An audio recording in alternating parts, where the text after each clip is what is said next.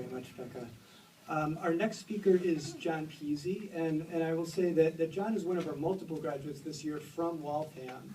And just as Shula spoke very movingly about getting to know your parents and getting a sense of the generations through which your family tapestry is woven, I think one of the things that I've always appreciated about John is that he's taken very seriously getting to know the community around us. And being someone from Waltham, I think it's really added a lot of richness to our Brandeis community as part of the broader Waltham community. So I'm pleased to introduce John now.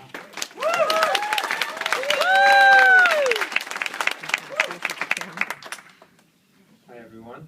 As I work for Media Technology Services, I have to start with the famous phrase, mic check 1 2, mic check 1 2. You hear me in the back.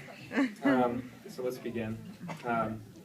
Good afternoon, family, friends, and fellow graduates. I'd first like to thank Judith Hanley and David Cunningham for allowing me to speak before you today. It's an honor that I do not take lightly. I'd like to thank my mom and dad, my sisters, my 2 brother-in-laws, and my brilliant and beautiful girlfriend in the back for getting me here. I could not have done this without you. And I'd like to thank her family for being here as well. And young Stephen over there, my good friend, with a stern face. I come to you at the finish line of a long 4-year journey. It's one that's been marked by great success and countless challenges, that's for sure. For those of you who do not know me, although I've had some introduction, my name's John Pizzi. I'm a resident of Waltham. I was born and raised here. I graduated from Waltham High School in 2009 with an interest in sociology, and as this is the class of 2013, I'm right on track.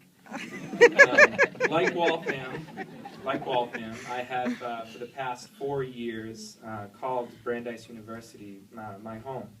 And through the sociology department at Brandeis, I've met some of the most interesting and truly intelligent people. Their experiences and guidance have taught me many things. And in similar words to a person that I admit is much more creative than myself, this is what I've learned. There is hope. There is hope. It is foolish to presume that my generation is apathetic and lethargic. It will be evident that my peers and I care about this one and only planet. In the future, I will live in a country of my own making. Experts tell me that this is a quick-fix society. But this will not be true in my era. I've learned that families stuck together once upon a time. And I tell you this, family is more important than work. I have my priorities straight because my employer will know that they are not the most important thing in my life.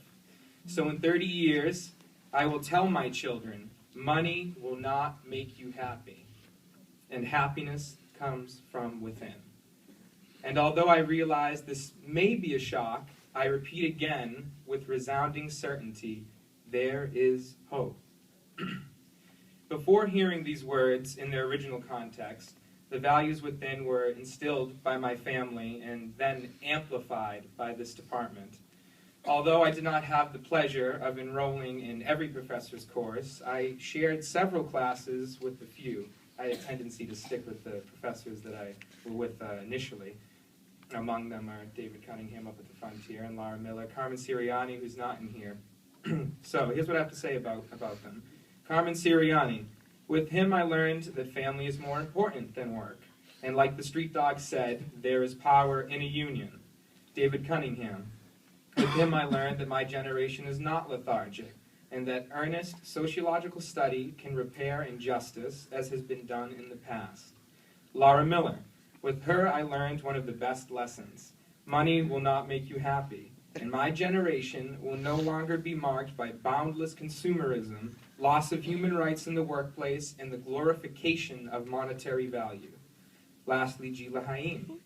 With her, I learned that we are not a quick-fix society.